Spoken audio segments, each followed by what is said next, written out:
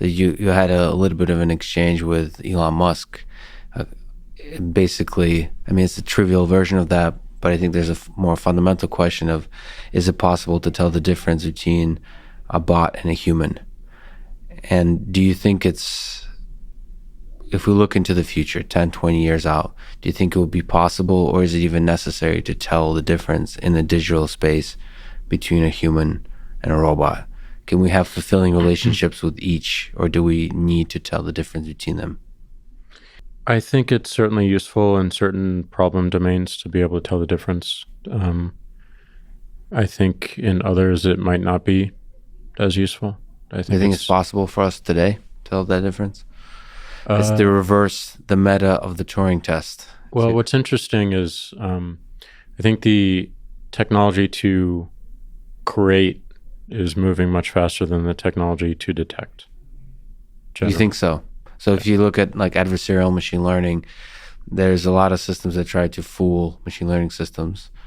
And at least for me, the hope is that the technology to defend will always be right there, at least.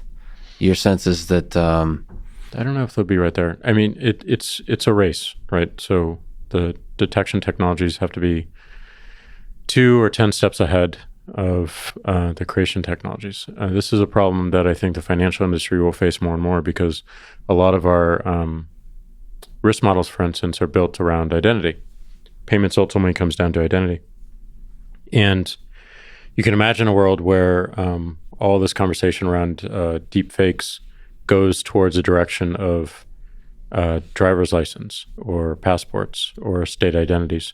And people construct identities in order to get through a system such as ours to start accepting credit cards or into the Cash App. And those technologies seem to be moving very, very quickly. Our ability to detect them, I think, is probably lagging at this point, but certainly with more focus, we can get ahead of it. But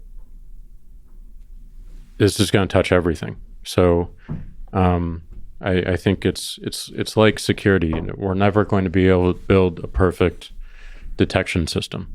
We're only going to be able to, what we should be focused on is the speed of evolving it and being able to take signals that show correctness or errors as quickly as possible and move and to be able to build that into our newer models or the self-learning models.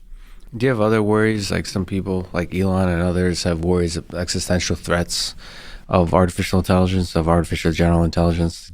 Or if you think more narrowly about threats and concerns about more narrow artificial intelligence, like what are your thoughts in this domain? Do you have concerns, or are you more optimistic? I think Yuval, in his book 21 Lessons for the 21st Century, his last chapter is around meditation. And you look at the title of the chapter and you're like, oh, it's kind of, it's all meditation.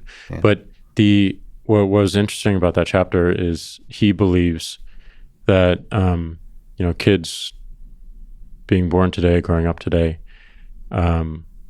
Google has a stronger sense of their preferences than they do, which you can easily imagine. I can easily imagine today that Google probably knows my preferences more than my mother does. Maybe not me per se, but for someone growing up only knowing the internet, only knowing what Google is capable of, or Facebook or Twitter or Square or any of these things, the self-awareness is being offloaded to other systems, and particularly these algorithms. And his concern is that we lose that self-awareness because the self-awareness is now outside of us, and it's doing such a better job at helping us direct our decisions around, should I stand? Should I walk today? What doctor should I choose? Who should I date? All these things we're now seeing play out very quickly. So he sees meditation as a tool to build that self-awareness and to bring the focus back on, why do I make these decisions? Why do I react in this way? Why did I have this thought? Where did that come from? That's a way to regain control. Mm-hmm. It's Or interesting. awareness, maybe not control, but awareness, so that you can be aware that, yes, I am offloading this decision to this Right. algorithm that I don't fully understand and can't tell me why it's doing the things it's doing because it's so complex. That's not to say that the algorithm can't be a good thing. And to me, recommender systems, the best of what they can do is to help guide you on a journey of learning new ideas, of learning, period. It can be a great thing, but do you know you're doing that? Are you aware that you're inviting it to do that to you? I think that's the Awareness. risk he identifies, right? That's perfectly okay, but are you aware that you have that invitation and it's being acted upon? And so that's a concern. You're kind of highlighting that without a lack of awareness, you can just be like floating at sea. So awareness is key in the future of these artificial intelligence systems. Yeah, the movie WALL-E, Wally. which I think is one of Pixar's best movies besides Ratatouille. Ratatouille was incredible. You had me until Ratatouille. Okay. Ratatouille was incredible. All right, we've come to the first point where we disagree. Okay. It's the entrepreneurial story in the form of a rat.